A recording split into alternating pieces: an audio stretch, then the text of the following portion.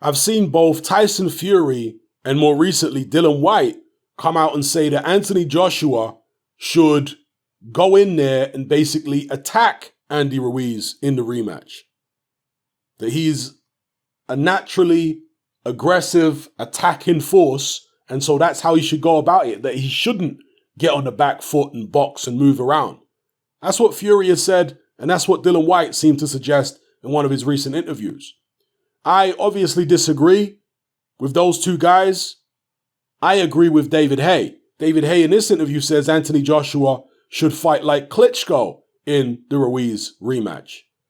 I don't really understand why Tyson Fury and Dillian Whyte would say that AJ should go forward and, be aggressive against Ruiz when that's what got him in trouble in the first fight. So why make the same mistake twice? Are they both hoping that he loses again? I don't know. Or maybe they genuinely feel that way.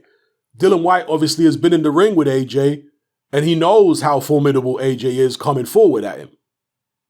Maybe the memory of that, he's thinking, if he tucks up tight with a tight defense and goes forward against Ruiz, Ruiz won't be able to handle the punching power of AJ. AJ will get rid of him. So maybe that's Dillian Whyte's genuine feeling about what AJ should do. But I'm more with David Haye in feeling that, you know what? It got you into trouble first time around. You've got the height and reach. Ruiz has got slow feet. So why not take advantage of the fact that not only is AJ taller and longer than Ruiz, he's also got the quicker feet. He's more mobile. People seem to forget about this or seem to overlook this. AJ is more mobile than Andy Ruiz. Got quicker feet, can move around better. So, yeah, I'm agreeing with David Haye on this one. It's going to be interesting to see what kind of weight AJ comes in at. He's clearly lighter than he's been for a while. If he comes in the mid-230s, is it too light?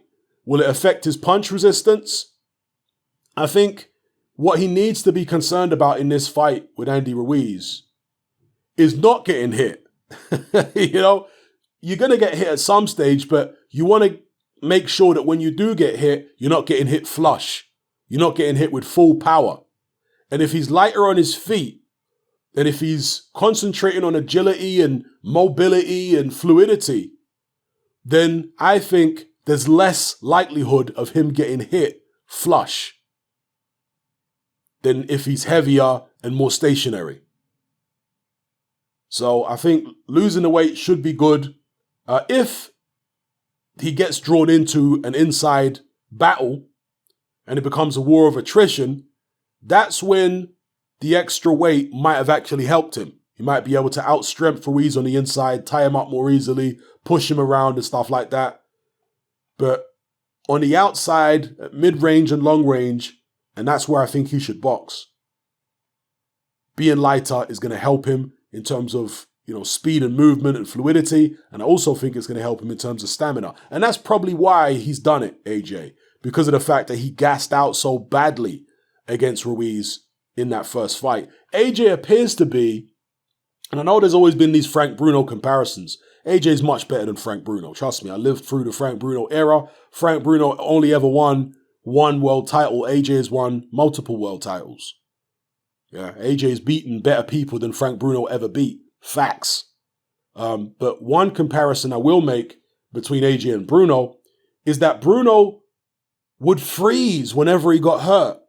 He would just fall to pieces. He wouldn't necessarily go down straight away if you hurt him, but he'd just freeze up and he wouldn't be able to recover from being hurt very quickly. He'd stay hurt for a long time.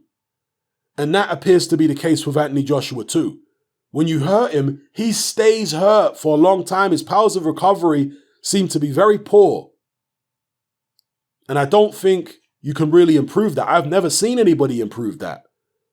Because we're not just talking about survival skills here. We're talking about having the ability to shake off the effects of a punch. The disorientating effects of a punch. AJ just takes a long time to get over a shot. Even when he got hurt with Dillian Whyte, he wasn't quite right in that Dillian Whyte fight after he got hit with that left hook in the second round. He wasn't quite right again for a couple rounds afterwards. It took him a couple rounds to get over that punch. Same against Klitschko. Took him several rounds to get over the big right hand which dropped him. Against Andy Ruiz, he never really got over that left hook in the third round. So again, for me, it's imperative that AJ works on not getting hit then. If it takes you so long to recover from a shot, then don't get hit clean with shots. What's the point in taking a risk and going in there and start trading with a guy when you know that you don't recover well from punches? Yeah? So, but one thing I will say though, has AJ gone overboard? You know, because he's worried about his stamina and all that kind of stuff and how he recovers from a punch. Has he gone overboard in losing too much weight? Is that indicative of a guy who is a little desperate and doesn't quite know what to do and, you know, they're trying anything because it's last chance saloon?